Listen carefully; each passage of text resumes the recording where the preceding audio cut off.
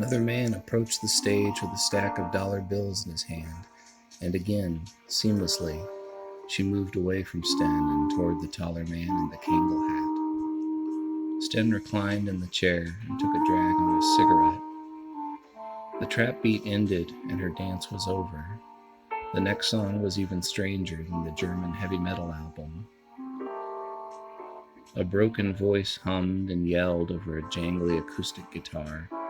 The lyrics entertained Stan, the lines he understood.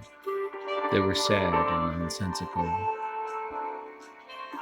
Staring out at the cold and desolate highway, she said what we had would actually last. But the tide would not be rolling my way, and she was sexually attracted to the past. Then the dogs were barking, and the birds were screeching, saying, "Turn back, son, turn back once more." Just a universal donor for the love in his heart, dying of blood loss on the floor.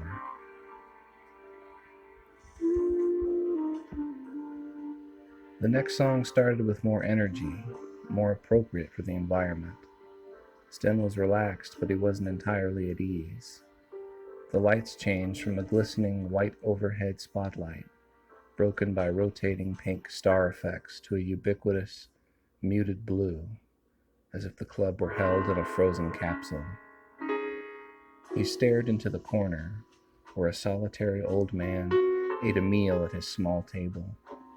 The man kept his white cloth napkin tucked into his shirt collar and held the fork and knife in his hands over his Salisbury steak and broccoli, chewing with his mouth closed as he stared in the opposite direction of the young women. The strobe lights switched on overhead, punctuating the blue haze, and the old man kept eating, unfazed by the sudden change. Did he even know he was in a club? He looked to be from a different time. It wasn't his age, but the clothes he wore, a black suit and a beaten, musty pork pie hat. It was the way he tucked his white cloth napkin into his shirt. Perhaps the strip club was built on the site of a demolished luncheon counter, and he was the last of its ghosts. Sten looked past him and saw Harika wandering down the aisle in her crutches. When the dancer was finished, he tipped her another $1 and walked away from the stage, finding a dark corner. The lights didn't touch him there, and his face was a blank outline of a shadow with the orange ember of the cigarette burning in the center. The smoke trail languished in the thick air, tracing his movement. Even the cigarettes could not overpower the artificial cherry-scented cleaner used to wipe down every surface. He gathered himself and finished his beer and put a fresh cigarette between his lips. He didn't light it. Hesitating, he popped it back in the dwindling pack.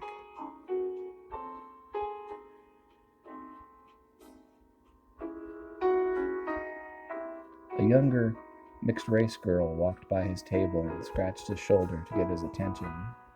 He looked up at her dark hair and eyes and ornamental wisteria vines tattooed on her lean ribs.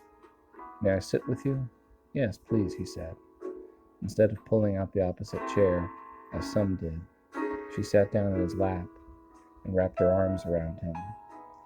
He put his hands on her ass cheek and immediately removed it. "You're fine," she said. "Your hands are soft. Keep doing that." She grabbed his wrist and put his hands back on her side. "What's your name?" "Sten." "Stan?" "Sten, with an E. It's a little different." The music was so loud she had to whisper in his ear every time she spoke, an intentional aspect of the business. He found it odd. He could always hold a conversation at a normal volume in Der Puff back home. She leaned in again.